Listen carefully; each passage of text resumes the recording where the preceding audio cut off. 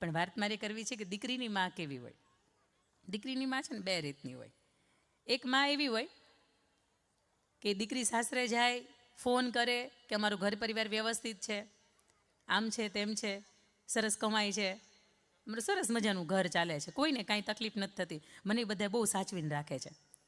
પણ એક છે કે નાના ભાઈ છે ને, એને થોડુંક હમણાં ઘર જ થઈ ગયું છે ને વાત કરે છે કે જુદા થઈ જવાની. મારા ઘરવાળો તો સવારથી સાંજ સુધી જાય, બિચારા સાંજ પડે આવે, એ વધારે કમાય છે ને એની ઉપર જ આખું ઘર હાલે છે. એટલે એ દીકરીની માં શું કહે ખબર? બરોબર છે, આપણે જ એવું કહેવાય કે આ જુદું થઈ જ જવું છે, આપણે આપણું કરાય, બીજાનું જે થતું હોય એ થાય. એક માં આવી હોય. અને બીજી માં એવી હોય કે દીકરી એના લગ્ન થાય ને એટલે સાસરે જાય, અને લગ્ન પહેલાં ખૂબ વજન ઉતારે, પણ ઉતરે નહીં, 1 કિલોય ન ઉતરે. સાસરે જાય ને 2-4 ત્યાં પ્રસંગો હતા, મામા માસી ફઈફુ અને પ્રસંગો હતા, એટલે 20, 22, 25 દિવસ રોકાઈને પછી પિયરમાં આવે. પહેલી વખત લગ્ન થયા પછી પહેલી વખત પિયરમાં આવે છે. એટલે 6-7 કિલો જેટલું વજન ઉતરી જાય ને બધાને પૂછે કે અરે તારા આટલું બધું કેમ વજન ઘટી ગયું? એટલે દીકરીથી રહેવાય નહીં ને, એટલે પછી છેલ્લે એ કે એ ઘરની અંદર કાં તો હું રહેશ અને કાં તો મારા સાસુ રહેશે.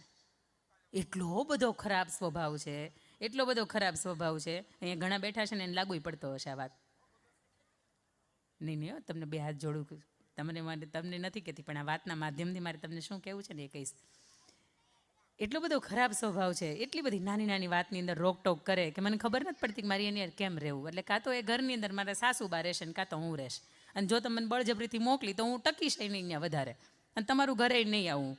એટલે દીકરીની માને ચિંતા થઈ, કારણ કે સાડી, માત્ર માતાની સાડી પહેરી લેવાથી મમ્મી જેવા તમે નથી દેખાતા. એ તો મમ્મીએ જેટલું સહન કર્યું છે ને એમાંથી તમે પસાર થાવ ને ત્યારે તમે તમારી માની બીજી પ્રતિકૃતિ બની શકો. પરંતુ એ સાડી ઓઢ્યા પછી, એ પાનેતર ઓઢ્યા પછી, એ ચુંદરી ઓઢ્યા પછી ત્યાં જઈને પાછી આવે ને એવું કે મારાથી ઘરમાં હવે 2 વ્યક્તિ સાથે નહીં રહેવાય. એટલે તરત જ દીકરીની મા એને પૂછે તને તકલીફ શું છે? એટલે દીકરી તરત તકલીફ કે નાની નાની વાતની અંદર રોકે, મને સવારમાં ઉઠવામાં 5 મિનિટ મોડું થાય તો આખો દી બગાડી નાખે, સવારમાં વધ્યું ઘટ્યું હોય તો એ મને ચા આપે, આ કેટલી બધી તકલીફો. એટલે દીકરીની મા હતી ને બહુ સરસ સમજણી હતી.